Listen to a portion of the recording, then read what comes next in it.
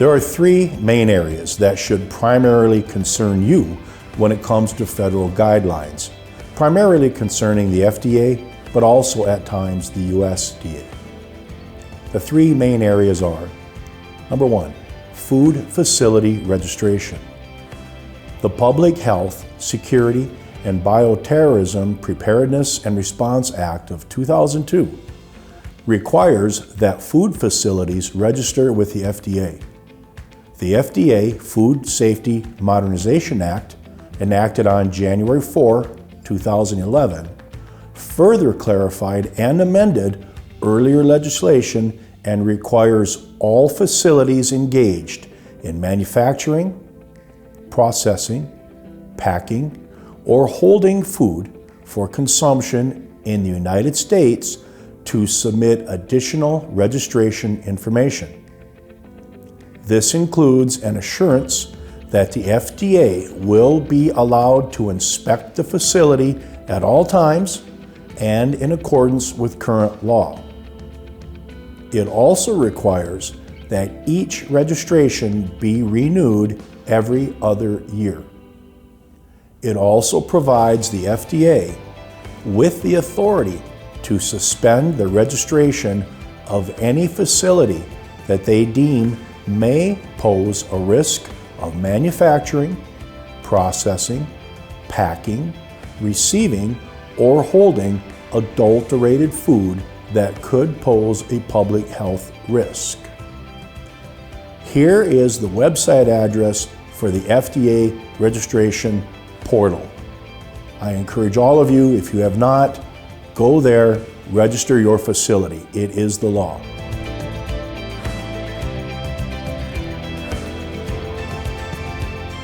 The second main area of concern is: what food safety plan, if any, am I required to have in writing and the documentation in place to prove that I am following it?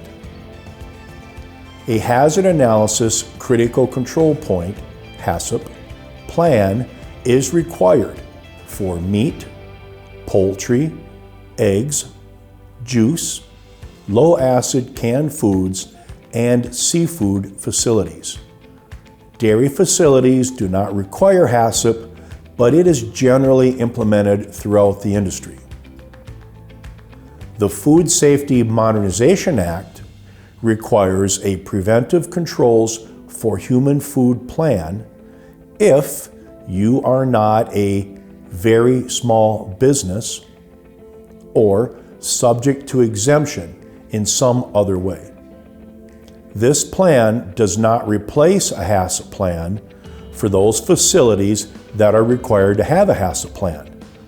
Instead, it is required for most other types of facilities.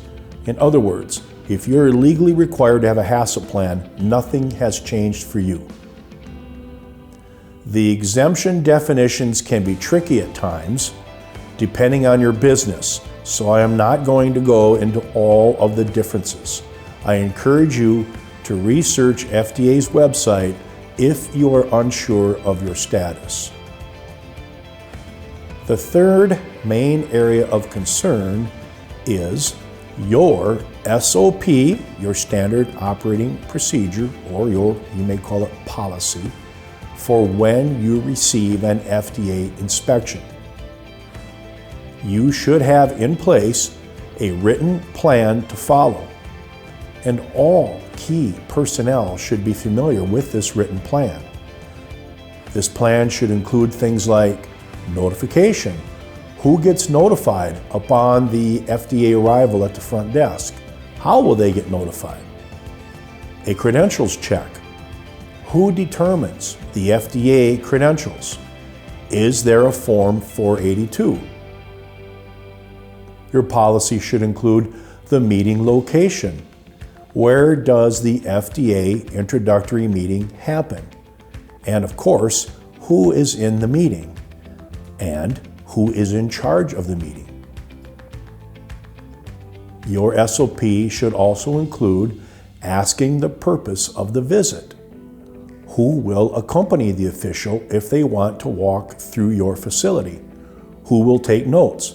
You should always have someone designated as a scribe to note everything that is said, and every sample should be duplicated, every photograph should be duplicated. And in that case, who will take those duplicate samples of whatever samples the official asks for? Will you allow picture taking? What pictures are allowed? Who will take those duplicate pictures if in fact you allow picture taking? They are, the FDA regulator that is, they are allowed to review your food safety program. Who will provide a copy? Who will answer any questions pertaining to that program? Who will provide relevant food safety documents? The most important point here is that you must determine your roles and rules and responsibilities before you receive an FDA audit. Don't treat it any bigger or any smaller than what it is. You have nothing to hide, and you should be proud of the good work happening in your facility. Lastly, make sure you create a file that duplicates every finding the FDA regulator finds. Every picture taken, every memo looked at, every food safety record. Make copies of all of that.